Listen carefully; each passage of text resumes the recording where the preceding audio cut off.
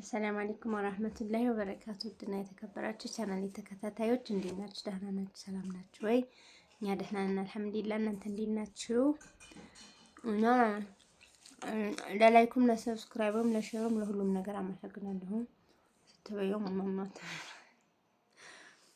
እና አመሰግናለሁ። አላህ ይስጥልኝ።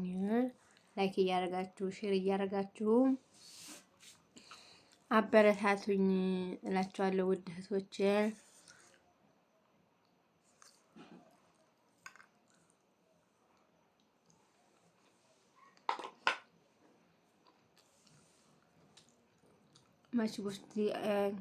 መሽቡስ ለሐም ብርያኒ አሳ መግሉባ ወረቃ አነብ እና ደግሞ በቃ እነዚህ ይናፍቃሉ። እናንተ እዛ ሀገር ስትመጡ እዛ ምንም አይመስላችሁም። በቃ አላ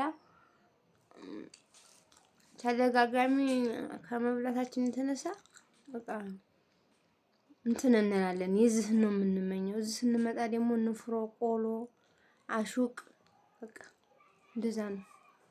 ሽሮ፣ አንዳንዴም ፍርፍር፣ ክክ ምናምን እንደዚህ ነው። ስጋ እንኳን እናገኛለን። የከብትም ቢሆን ችግር የለውም። ግን እነቱና እነ ምናምን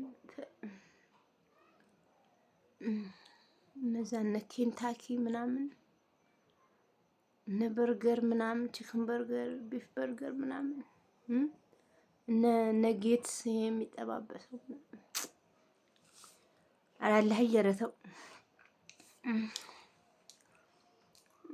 እና ዛሬ ማለት ነው የምር ቁም ነገር ነው የማወራው። ቁም ነገር ላወራ ነው የመጣሁት ወላሂ አይደል። ያ ምንድነው በጤና ዙሪያ ማለት ነው። በጤና ዙሪያ በአፊያ ዙሪያ ነው የማወራው። የሚመለከተው ደግሞ እኛ የስደተኞችን ስለሆነ ማለት ነው። የምሬን ነው የምለው። የሚመለከተው እኛ ስደተኞች ለምን እላይታች እዛ እዚህ ቁመን የምንውል ስንት አለን፣ በስራ ብዛት ማለት ነው። ቤተሰብ ቤት ያለን በተለይ ማለት ነው። በተለይ ምግብ ሰሪ የሆን የምግብ ኃላፊነት ከባድ ነው። ቁርስ ባንቺ ነው፣ ምሳ ባንቺ ነው። 10 ሰዓት እንደመክሰስ እንዳንቺ ነው የሚታሰበው።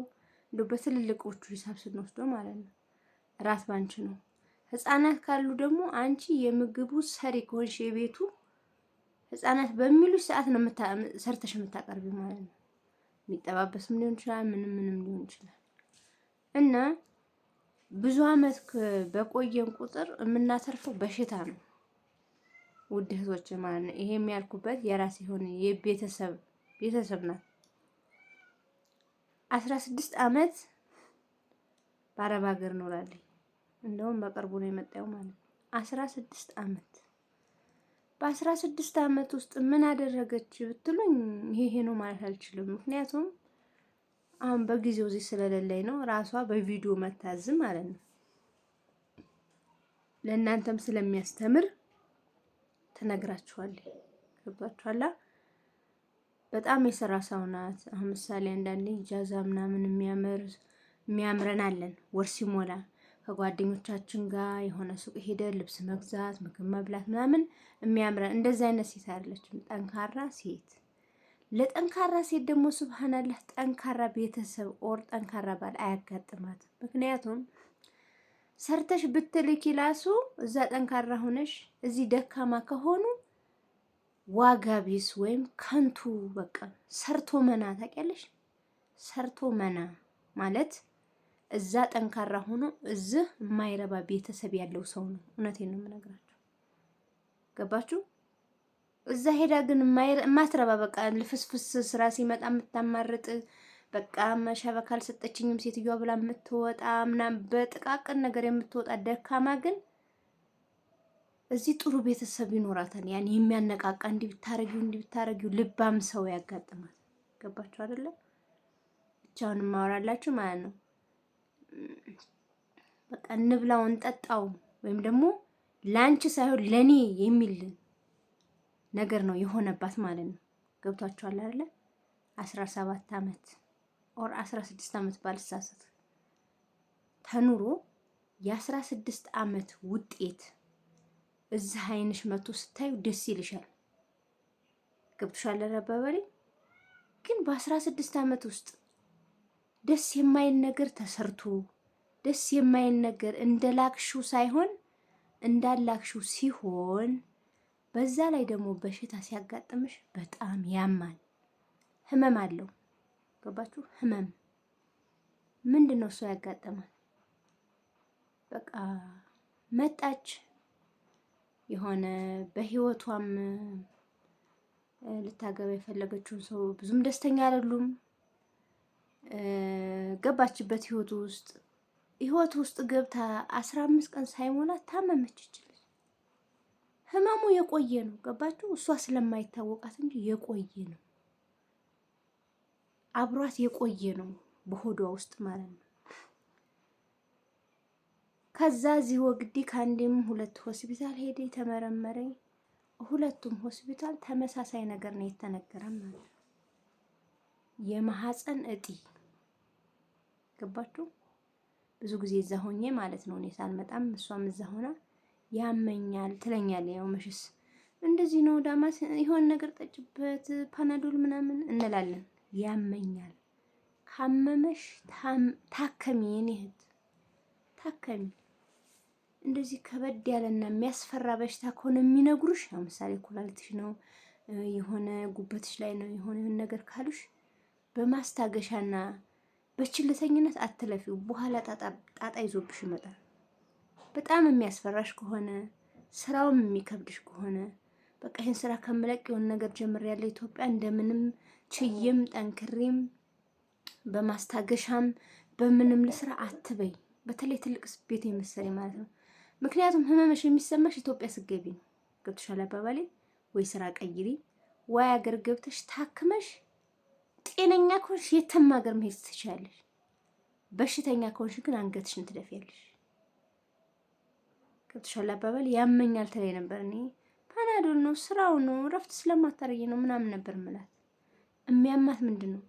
አሁን እኛ ሴቶች ፔሪየድ በመጣን ሰዓት ፔሪየድ መቶን ሲሄድ ኖርማል ፈሳሽ ይፈሰናል። ይሄ የተፈጥሮ ነው። ያን ይሄንን ስናገር ነውር ነው ሚዲያ ላይ ምናምን እንዳትሉኝ፣ ነውር አይደለም። ፔሪየድ መቶን ያ ፔሪየድ ሲሄድ ኖርማል ፈሳሽ ይፈሰናል። ይሄ ያለ ስጦታ ነው። ገብቶቻል አይደለ? እሷ ግን ባዘቦቱ ቀን ፔሪየዷም ሄዶ ስንት ቆይቶ ወይም ፔሪየዷም ሳይመጣ ፈሳሽ ይፈሰኛል። ያ ፈሳሽ ምንድነው? የተለየ ፈሳሽ ነው። ያመኛል ሲፈሰኝ ጤናማ አይደለሁ ምናምን ስለኝ እንደዚህ ሆነ እንደዚህ። በዛ ሰዓት እሷም አትመረመርም። የፋሚሊ ቤት ነው፣ ምግብ ሰሪ ናት። ገባችሁ አይደለ? አመመኝ ሆስፒታል ውሰዱኝ ሲሏቸው አረቦች አይወዱም። ጠይም አሁን እዚህ 2 ቦታ ስትመረመር ሄዳ የማህፀን እጢ ያለብሽ ሪፈር ለዴሲ የተባለች። ገብቷችሁ አለባባል? ሪፈር ለዴሲ። ከዛ መተን እኛ ቶሎ አግብተን ቶሎ የሆነ የሞቀ ቤት እኛ የምንመኘው እንደዛ ነበረ። ሁሏም የሚያረባ ግር ሴት የምትመኘው ምንድነው? እዛ ሆና ቤት ሰርታ እዛው ሆና የቤቷን ዕቃ የምታሟላው ምንድነው? ኢትዮጵያ ሄጄ ይሸግረኛል መግዛት አልችልም ስትል ነው እንጂ በአይኗ መታ እኮ የፈለገችውን ነገር መርጣ በአይኗ መግዛት ትችል ነበር። ግን ይከብዳታል እዚህ ከመጣይ በኋላ ማለት በቃ ጥሩ ባል አግኝተን ጥሩ ህይወት ይዘን በቃ አለ አይደለ እድሜያችንም ሳይሄድ አርግዘን ወልደን ጥሩ የሆነ ፋሚሊ መመስረት ነው ምኞትና አላማችን ማለት ነው። ገብቷችኋል አይደለ? እና ወደ እህቶች እሷ አሁን ሪፈር ተብላ ደስ ሄዳ ዛሬ ኦፕሬሽን አድርጋለች። ዛሬ ጁምአ ማለት ነው። እና አንድ እጢ የተባለው ስንት ሆነ? 2 እጢ ማለት ነው። የማህፀን እጢን እንደ ቀላል ነገር እንዳታስቡት። እኔ አንዳንዴ ያመኛል እንጂ እና ፈሳሽ ይፈሰኛል እንጂ ብዙም አይደለም ስለው ይሄ አይነት በሽታ ስራ ላይ ሆነሽ አይታወቅሽም። ከስራ ስትጨርሽ ኦር ደግሞ እረፍት ስታረጊ ቀናቶችን፣ ሳምንታት፣ ወራቶችን እረፍት ስታረጊ ነው በሽታው የሚታወቀው። በቃ ድርቅ ብላለች። አንዳንዴ ከአረብ ሀገር ስመጣ ፍፍት ትላለን። አንዳንዱ ደግሞ በቃ ምጥጥ ብሎ ነው የሚመጣው። እኔ መሰለኝ ከስራው ብዛት ምናምን ለካ በሽታው ነው የመጣው። ገባችሁ? ሆዷ እንዲህ ስነካው በቃ እንደ ድንጋይ ነው። ምንድን ነው ያለ መሰላት ማለት ነው። ቦርጭ ነው ምናምን ነበር የምትለኝ። ገባችሁ? ህመሙ የተሰማት በዚህ በቃ በመጣችባቸው ጊዜያት ውስጥ ነው። የማህፀን እጢ ከባድ ነው እህቶቼ።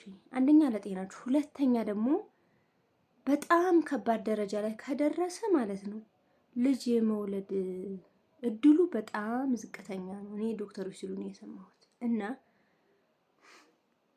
ኩላሊት ይሄ ከባድ የሚያማችሁና በቃ ነገ ይሻለኛል፣ ነገ ይችን የጀመርኳትን ቤት የጀመርኳትን ነገር ጨርሼ እታከማለሁ ምናምን አትበይ። በሽታ ጊዜ አይሰጥም። ገባችሁ? ከመጀመሪያው ከአዲስነቱ ካልያዛችሁት ወይም ካልታከማችሁትና መፍትሄ ካላደረጋችሁለት ማለት ነው ትልቅ ደረጃ ላይ ከደረሰ የላብሽ ውጤት ምንድን ነው? አገርም ገብተሽ ያሻን ነገር ረግፋ ወይም የላብሽን ውጤት ወደ መሸጥና ወደ መታከም ብሎም ላትድኝም ትችያለሽ። ያ ሁሉ ነገር ሆኖ እና በጤና ላይ ቀልድ የለም። እንዳትቀልዱ በሰዓት ብሉ። በተለይ እኛ አረብ ሀገር ያለ ትኩረታችን ስልክ ላይ ነው። እኔ በራሴ ስልክ ላይ ነው። ጧት እነሳለሁ። አፒታይቴ ራሱ ለመብላት አይከፈትም። እውነት ለመናገር በቃ ዙሁር አዛሊን ሲል ምናምን ሳውዶች በርግጥ ዙሁር ላይ ነው የምትነሱት። ሌላ ሀገር የሰራን ግን ጧት ነው የምንነሳው። ጧት ተነስተን ወደ ስራ ነው። በቃ አፒታይታችን አይከፈትም። የሌላ ዜጋስ በልቶ ጠጥቶ ራሱን ጠብቆ ነው ወደ ስራ የሚሄደው። እኛ ግን ሩጠን ወደ ስራ በቃ ወይ አዛን ሲል የሆነች ሳንዱች እና ሻይን እንበላለን። በቃ ለሆዳችን፣ ለሰውነታችን፣ ለሩሃችን ጣጣ የለንም። የምንሰራውና የምንበላው ካልተመጣጠነ በሽተኛ ነው የምንሆነው። እንዴ በሽተኛንና ማለት ነው ያጣን ሰው ማንም አይፈልገውም። እንደው ትንሽ ማጨክንብሽ እናትሽ ብቻ ናት። ይሄን ነው ወቁ። ልብ ግዙ። ራሳችሁን፣ ጤናችሁን ጠብቁ። በሰዓቱ ብሉ፣ ጠጡ። በቃ የሆነ በሽታ አለብሽ ከተባልሽ ጤናሽን ተከታተይ። ከአቅምሽ በላይ ከሆነ ቤት ቀይሪ። ጠፍተሽም ከሆነ ከአቅምሽ በላይ ከሆነ ቤት ቀይሪ። ከአቅምሽ በላይ ከሆነ መተሽ ታክምሽ መሄድ ትችያለሽ ለማለት ፈልጌ ነው። እኔ ውድቶች ማለት ነው። እና ራሳችሁን ጠብቁ።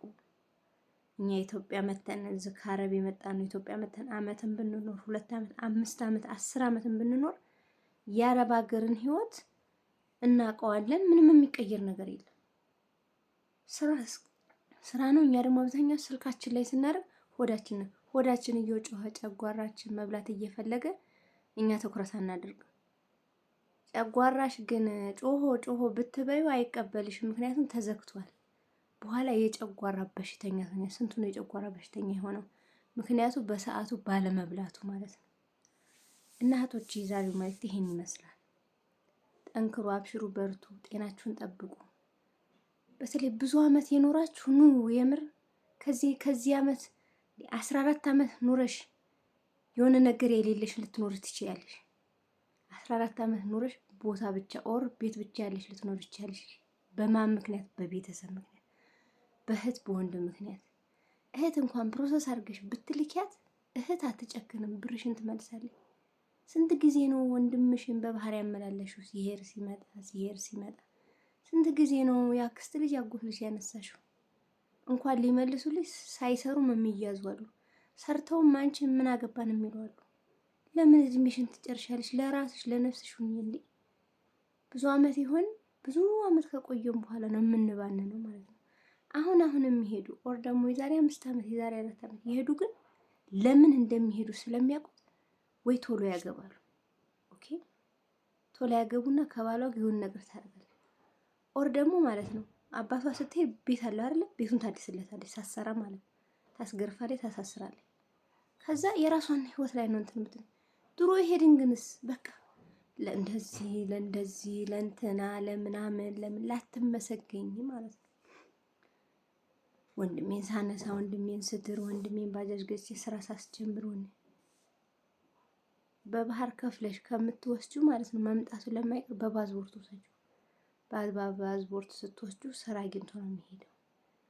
በዛ ላይ ባለ ኢቃማ ነው፣ ህጋዊ ነው፣ አይያዝብሽም። በባህር 400,000 300 ሺህ ተከፍሎ ገና ሲገባ የሚያዘን እሱም ለፍቶ ለፍቶ ደክሞ ካሰረ፣ አንቺን በገንዘብሽ ካሰርሽ ማዳም ቤት ለፍተሽ እና ወሬ ያላብዛባችሁ። ይሄን ይመስላል። ራሳችሁን ጠብቁ፣ አብሽሩ፣ በርቱ፣ ጠንክሩ። አላህ በሰላም ለሀገራችሁ ያብቃችሁ። እኛንም አላህ ሶብሩን ትዕግስቱን ይስጠን እዚህ እስከ ስንኖር ማለት ነው። በሌላ ቪዲዮ እስከምንገናኝ ወሰላም አለይኩም ወራህመቱላሂ ወበረካቱ።